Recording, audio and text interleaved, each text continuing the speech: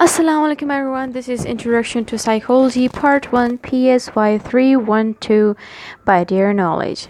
Today in this video we're going to start Chapter 1, Lesson 1, Historical Background and Schools of Psychology, a brief survey, Part 2 in Lesson 1, which is the origin of modern psychology in English.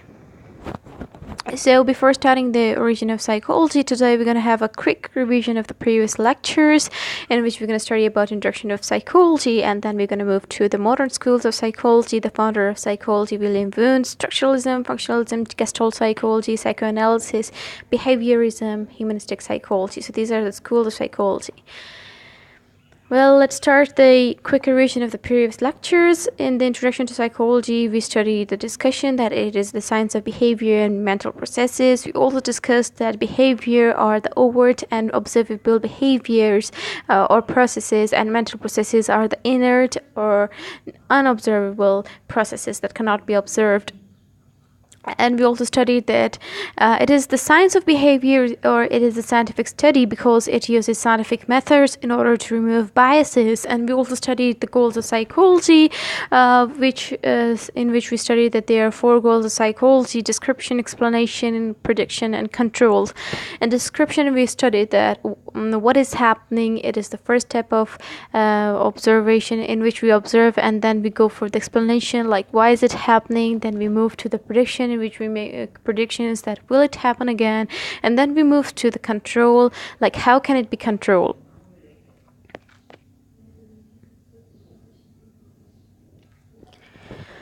Okay, we also discussed the founding ideas of ancient times, in which we discussed the demonology, which is the concept of good or evil spirits or good or evil events. And we also studied the soul, that soul is immortal, that lies inside or exists inside a mortal body. The soul itself does not die, it lives even after death. We also studied that soul can move from one place to another place as we visualize during dreams. We also studied about the ancient Greeks' view, in which we came to know that the thoughts were kind of a little bit updated from the ancient times. People were more towards the arts, literature, philosophy, and there was a change in idea about the universe. We also studied about the Aristotle and Plato. Aristotle, who led empiricism, that knowledge is based on belief, and Aristotle also gave the concept of elementalism, which states that if you want to understand something, we will have to divide it into elements, or we will have to reduce it into elements, then we will be better able to understand the things. And the Plato, who led rationalism, which states that knowledge is based on reasoning, that when we do reasonings we understand. Then we studied philosophical views, in which there was a discussion on the interaction of mind and body. Some people gave the concept of interactionism. Some people give the concept of double aspectism. Well, different people were having different thoughts about the mind and body. Some people said that mind and body does not interact. They work in total parallel process. Some people said that no, mind and body, they do interact with each other. Then we studied biological roots of the history of psychology. The thought is now shifting from philosophical roots towards biological roots, in which there was a physiological foundation. Then we moved towards the beginning of experimental psychology. Now let's study about the origin of modern psychology, in which we're going to start the founder of psychology, which is William Wundt. We're going to have just a discussion about the William Wundt. Then we're going to move towards structuralism, functionalism, Gestalt psychology, psychoanalysis, behaviorism, humanistic psychology. Well, let's move towards the William Wundt, who was a German psychologist. No, he was a German physiologist. William Wundt is generally credited as being the founder of psychology as an experimental science. In 1879, he established the first psychology research laboratory in Leipzig, Germany. By the early 1900s, and many American students had come to study William Wundt's facilities, which now occupied several floors at the university. By that time, Wundt's research had expanded to include such topics as cultural psychology and developmental psychology. Now let's move towards the structuralism.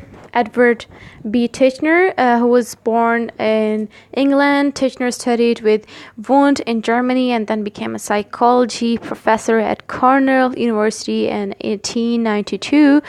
In contrast to psychology program at Howard and Columbia University, at the time, Titchener welcomed women into his graduate programs at Cornell. In fact, more women completed their psychology doctorates under Titchener's direction than when any other male psychologist at his generation. So actually, Wundt is the founder of structuralism because he's the founder of psychology, but Edward B. Titchener invented the term structuralism. Structuralism is actually early school of psychology that emphasized studying the method or the most basic components of structures of conscious experiences.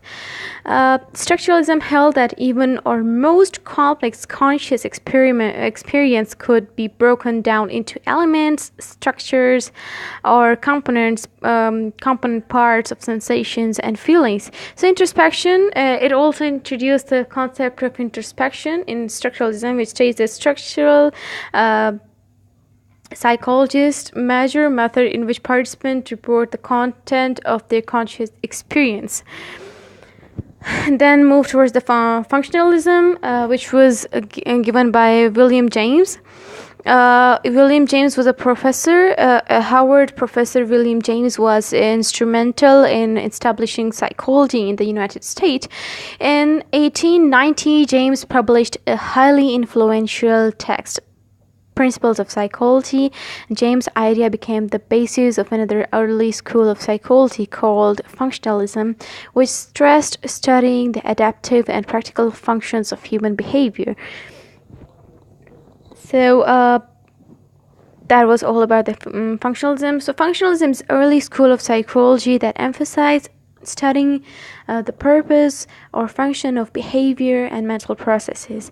It is an approach, or you can say it is an approach to psychology that focused on the functions of consciousness. So the difference between functionalism and structuralism is that structure emphasized on studying the structures or components of minds, and functionalism is emphasizing on the functions of consciousness and functions of mental processes. Functionalism was concerned not with the structure of the mind, but with the purpose of consciousness, that is, what the mind is and why. Functionalists wanted to see how people use information to adapt to their environment. Now let's move towards the Gestalt psychology. It is an approach to psychology most noted for emphasizing that our perception as a whole is different from our perception of the individual. The German word psychology means pattern, shape, and configuration. So the key members of this group were Max Wertheimer, Wolfgang Kohler in 1887 to 1967, and Kurt Kolfka in 1886 to 1941. A group of psychologists who termed their approach Gestalt psychology spearheaded the challenge to the structuralist notions that conscious experience could be broken into elements. The key member of this group were, as I told you, Max Wertheimer, Wolfgang Kohler, and Kurt Kolfka. So the Gestalt approach started in Germany in 1912 when Wertheimer described the visual illusion called apparent motion, in which a rapid sequence of stationary images created the illusion of movement. As in a rapid sequence of stationary images created the illusion of movement, so just like in movies. So soon Gestalt psychologists were describing the other phenomena that supported their contentions that what we perceive is different from the sum of its parts. We perceive unified form, not bits and pieces. The German word, as I told you, Gestalt means pattern, shape, and configuration. So not surprisingly, Gestalt psychology have made the greatest contribution in the area of perception.